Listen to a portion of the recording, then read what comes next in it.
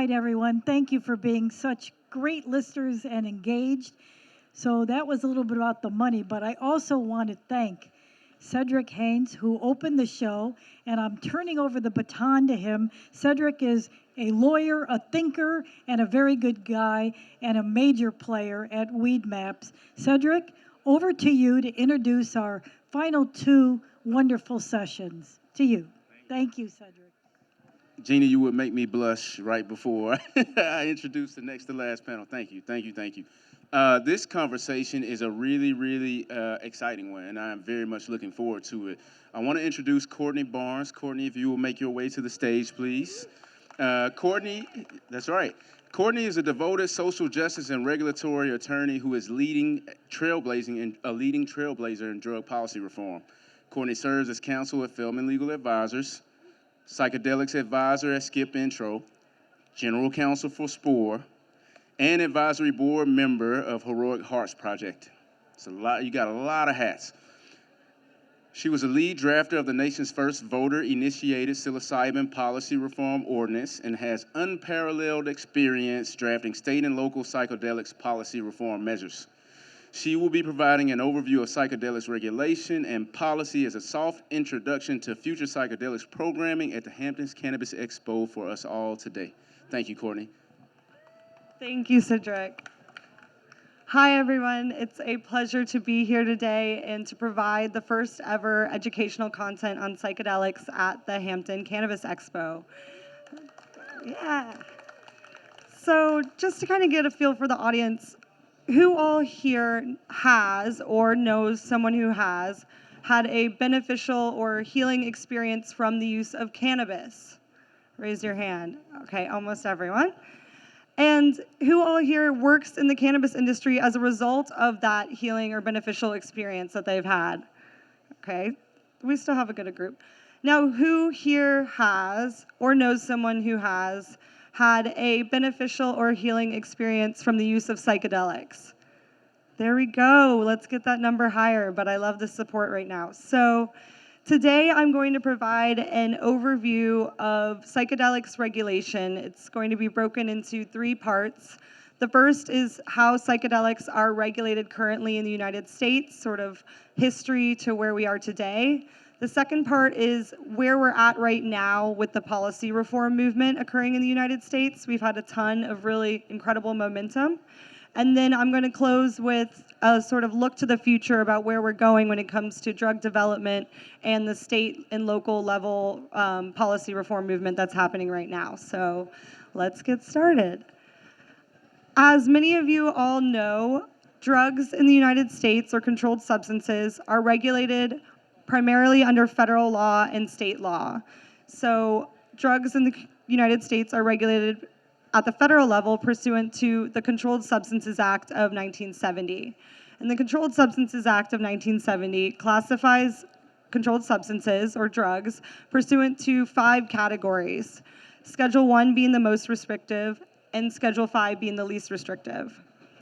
Cannabis, along with heroin, LSD, psilocybin, and psilocin, which are your compounds that are contained in what is commonly referred to as magic mushrooms, ibogaine, DMT, and mescaline and peyote, those are kind of your classic psychedelic compounds, are all classified as Schedule 1 controlled substances under federal law.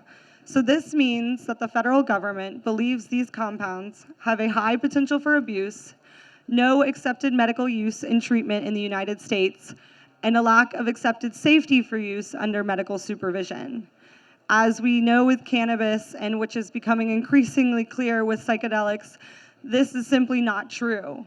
The research coming out on your classic psychedelic compounds, psilocybin, DMT, LSD, consistently shows that these compounds have the potential to not only address psychological indications such as anxiety, depression, PTSD, substance abuse, but permanently and profoundly heal people from these indications. So this isn't your Prozac, which you're expected to take every day for the rest of your life. This is going deep to the root of the problem and finding that self-love and finding that healing and saving lives, absolutely, literally saving lives. And So we have a lot of work to do, but just like cannabis, cannabis has been an incredible sort of gateway primer to this policy reform movement of seeing how local grassroots efforts can make real change. So starting sort of at baseline, psychedelics are illegal, they're federally illegal. Every state also has the ability to regulate drugs, and every state has enacted its own version of the Controlled Substances Act. While states vary in their approaches to drug regulation, they essentially mirror federal law. So every single state, all 50 states, continue to classify your classic psychedelic compounds as Schedule I controlled substances. But that said, starting in May 2019, sort of just like we saw with cannabis at the grassroots decriminalization local movement, we had Denver pass a decriminalization, or more technically, a deprioritization of law enforcement initiative via voter initiative in 2019. So as of May 2019, psilocybin for adults 21 years of age and older, personal possession, use, cultivation, and sharing, so no commercial activity, no sales, but personal use, is the city of Denver's lowest law enforcement priority. It also prohibits the city's use of funds to investigate and prosecute people for engaging in this non-commercial psilocybin activity. And since that time, we now have 16 cities across the United States that have passed local decriminalization or deprioritization legislation relating to not just psilocybin, but your natural psychedelic compounds. And this is what is commonly, or more commonly these days, referred to as entheogens, so natural plant medicine. This doesn't include this doesn't include LSD, but it includes, psilocybin, DMT, ibogaine, mescaline. And we have 15 cities across the country now that have passed that sort of broader local decriminalization movement. So getting there, before we get into the state level, it is important to kind of just discuss the differences between what can occur from a protection standpoint under local law versus state law versus federal law. So as I mentioned, because drugs are regulated at the state and federal level, local decriminalization movements are not a technical legal protection from arrest. In practicality, these local decriminalization initiatives do have the same impact. In Denver, arrests were reduced significantly. The people that were still getting arrested for psilocybin generally involved the distribution of other controlled substances where search warrants were initiated and they found sort of an assortment of other drugs that were being distributed along with psilocybin. But for the most part, personal use and possession, the DA is dropping all those cases. So that's huge.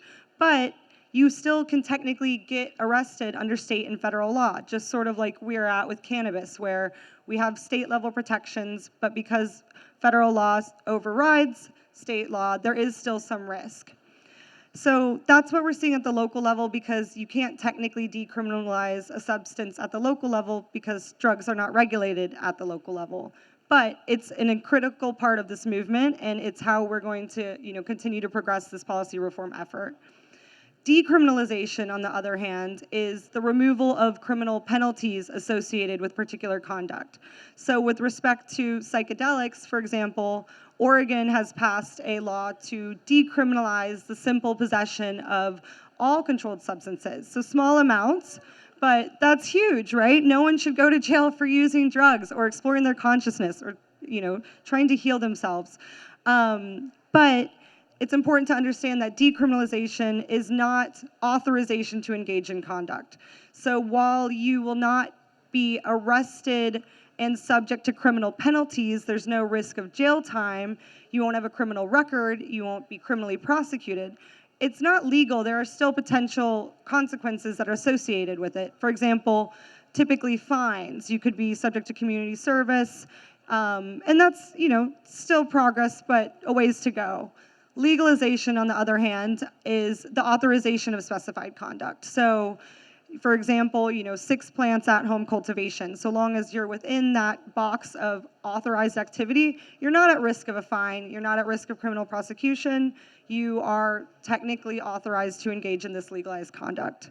So now we kind of have those three differences where we're at. We have 16 cities that have passed a deprioritization of law enforcement, which is essentially stating it is the city's policy that law enforcement has better things to do with their time and resources than to arrest people for engaging in, non-commercial conduct involving psilocybin and other psychedelics.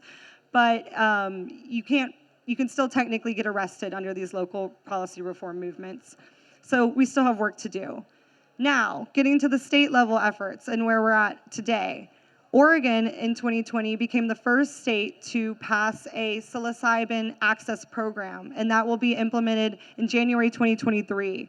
So for all of you entrepreneurs that were early into the cannabis industry, that fought and really worked so hard to get these local licenses or state level licenses and built this industry from the ground up, that is where we are at today with psilocybin.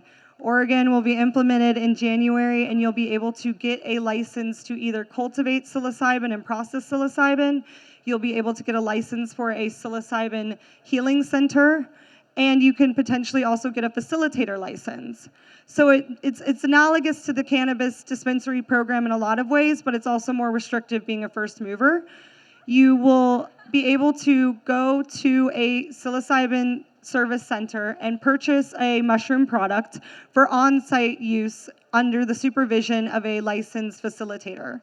Now, unlike medical cannabis programs in the early days, you don't have to have a particular indication. So you don't need cancer, you don't need anxiety, you don't need to have a specific illness to access this. You just need to be 21 years of age or older. And you'll go on site, purchase the product, and have an experience with a trained licensed facilitator. What's also kind of neat about the facilitator program, and this is the same for Colorado, which I'll talk about in a moment, is that you don't have to have a medical degree. So while there are some residency requirements in Oregon, at least for the early stage of implementation, you actually only need a high school diploma, and then you'll have to take a state-accredited psilocybin training course. So it's really, really cool, and the potential is huge, and we're in this process right now where we are just now starting to get these courses accredited, but that will be implemented, and there will be an ability for people to go learn how to provide these administration and integration and preparation services for adults that want to come have a healing experience with psilocybin. So Oregon was a big first mover. That's sort of the first licensing opportunities that are going to be available in the psychedelic space at the state level. But we have a lot of incredible things going on that are sort of in process still. So Colorado just submitted enough signatures to get a decriminalization legislation as well as a regulatory model on the ballot this November. So Colorado voters will be able to vote to determine whether they believe the state should decriminalize the possession and non-commercial use of your broad scope psychedelics, as well as create a regulatory system similar to Oregon's for accessing psilocybin. What's also cool about this program is that starting in 2026, the state will be able to add additional compounds. So it won't just be psilocybin, but potentially you could have a healing experience at a licensed facility for ayahuasca or DMT or mescaline. And while this is huge because we need access to these compounds, we are at a time in society where the need to heal is critical and it's desperate and it's time. But each of these psychedelic compounds has entirely different use indications and entirely different safety profiles, administration methods, and security and compliance considerations. So while it is important that we really progress this decriminalization movement, no one should be going to jail for using, possessing, healing, exploring their consciousness nature. We do need to be thoughtful and paced in the way that we create regulatory access models for people to profit off these compounds because they have been used for centuries safely, but they are very powerful tools that put people in a very vulnerable state. And if not used and administered ethically and thoughtfully and responsibly, we can create more issues for the industry as a whole. But so Colorado's definitely on the ballot. That's huge. In addition, there's been a lot of East Coast developments. And so potentially, Massachusetts has 4 cities that have all passed decriminalization measures. It's actually the most in the country out of any state, which is huge. And they potentially will have another decriminalization measure at the local level in Gloucester on the ballot this November, which would make 5 municipalities in Massachusetts with a decriminalization measure. In addition to that, Connecticut has passed a funding bill for providing psilocybin and MDMA healing centers pursuant to FDA approval or FDA inclusion in the expanded access program. So it provides funding along with a federal compliance component, but people in Connecticut, once these compounds get through the process or get that FDA approval to get included into the expanded access program, will be able to go have those services at a state-run facility in Connecticut. In addition, we have Washington, California, Florida, New York, many, many more states, over a dozen across the country, that have introduced legislation this year to either decriminalize psychedelics or to research psychedelics or to create funding for these research programs. And so on top of this state-level movement, we have confirmation that both psilocybin and MDMA will be FDA approved in the next 2 to 3 years. So MAPS has been engaging in clinical trials for MDMA for PTSD for decades now, or it's been in the works, and they have completed their phase 3 clinical trial. They will be likely to get their FDA approval in the next few years, and once that happens, MDMA will be legal for prescription under a psychotherapist, so therapist-facilitated use at the federal level. So that's huge. In addition to that, Compass Pathways is about to enter, or may already has entered, phase 3 clinical trials for psilocybin for depression. And it will be administered in the same scenario, which is with a therapist and a supervised administration, but that will also be likely FDA approved in the next 2 to 3 years. So this is a huge year for psychedelics. We need this as a society.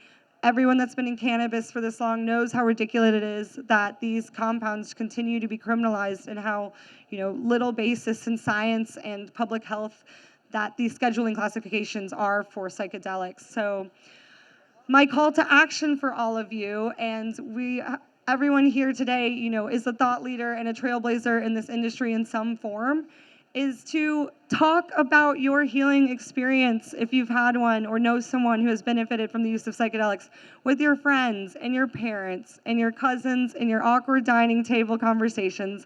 Because the more we can get these stories out there, the more we have people talking about how they've healed or benefited or feel better, at least, from these compounds, the quicker we can reduce the stigma, the quicker we can get cannabis legal, the quicker we can get all these compounds to the public and continue to, elevate our consciousness, raise our vibration, and at the core of it, be happier, kinder people. So thank you.